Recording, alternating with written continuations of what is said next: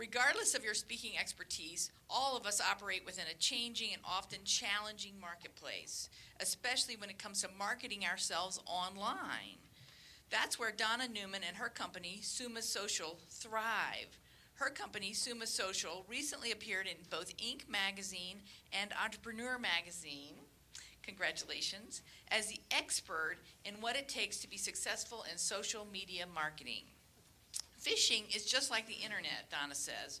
You can't see what's happening under the water or online. But you know if you use the right bait and location, you will eventually catch a fish, right? Maybe a big one. Donna's approach to successful social media marketing is as simple as knowing how to bait your fish, rod, hook, and cast in the right location. So don't reinvent the reel. Today, she promises to show you 5 great baiting tips and locations to catch your target audience. Please join me in welcoming Donna Newman.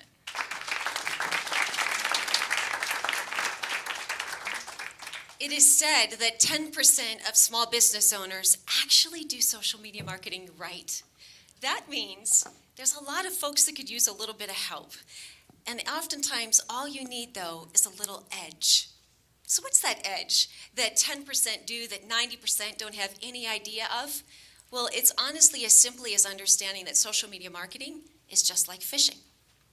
When you can predict where your fish are hanging out, the likelihood that you're going to be pulling up a rod full of fish significantly increases.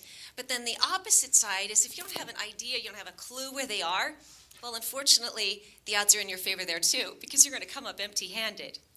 So social media marketing is really as simple as understanding how do you bait your hook and how do you cast your line. So let's go fishing. On this example, you are manning the boat today, and the boat is your brand. And just like a fisherman says, we're going to play our percentages. Well, we're going to do that too, because we're going to cast your line in the direction in which the majority of your consumers, your clients, are spending their time. And when they're online, they're doing that on blogs, on Facebook, on LinkedIn, on YouTube, and on Twitter. So when you cast content or you put content on any of these platforms, that's the bait that's going to enable you to actually catch your consumers. So here's how it works. When a fisherman sets out to put his cast, he actually decides where are the edges in the water, because it's the edges in the water that actually attract the fish, and it's there that they feed. So your edge as a small business owner is you know that when a consumer has a nagging question, the very first place they're headed, why, that's the internet. Because they have a question, they want a quick answer, so they're inputting a keyword into the search engine. And when that content of the keywords pairs up with the content that you have put on these platforms, your content rises higher in the search engine results. So let me give you a streamlined approach to how to be very effective in casting your content and catching more fish. All right, so here we go. It's as simple as starting with your content being on a blog. And then we are doing what Michelle May does so exceptionally well. She repurposes her content. So you initiate it on a blog, and then you repurpose it on the other 4 platforms. This is how you have more content out on the internet, catching more fish, but you really save yourself a lot of time. So the next time that you're creating your blog, I want you to start with your headers. And I want you to create your headlines and your subheadlines. Consumers don't read, but they will skim your headlines. So if you've got those headlines, they're going to be able to grab your big idea, that phrase that pays. They're going to take that with you, and they're going to remember that that was your content. So here's how we do it. We then head over to Facebook, where we're taking those blog headers and we're turning them into questions. And those questions we're pairing up with images, because the number one asset that people are stopping at a screeching halt at in the newsfeed, it's an image. And when you pair that image up as a question, what consumer would pass up the opportunity to give you their opinion? Not a Facebook fan. So you're going to be getting more likes, you're going to get more comments on your content. Take those same blog headers and you're going to be heading over to Twitter. And here you're going to take those headers and you're going to create 140 character tweets. The good thing about blog headers is that most of them are already about 78 or 80 characters in length. So you've got extra room in each of those tweets where you can actually add a link back to your blog, and now they're on your website, the hub of your center of influence.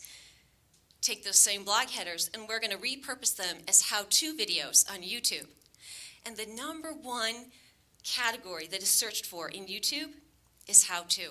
So you have advanced yourself up to a higher search when you're providing those kind of tools. And in today's economy, people much prefer to watch your expertise than to read it. And then finally, we are headed over to LinkedIn. And what is better than putting those blog headlines into a LinkedIn group and initiating discussion topics that's all about your area of expertise? Because you, rather than, "I'm amazing," saying it, you get to show it, and you get to demonstrate your expertise. So this phishing tactic not only saves you a lot of money, a lot of time, but it enables you to put out content that when it's found on the internet will allow you to capture more consumers. But here's the big idea.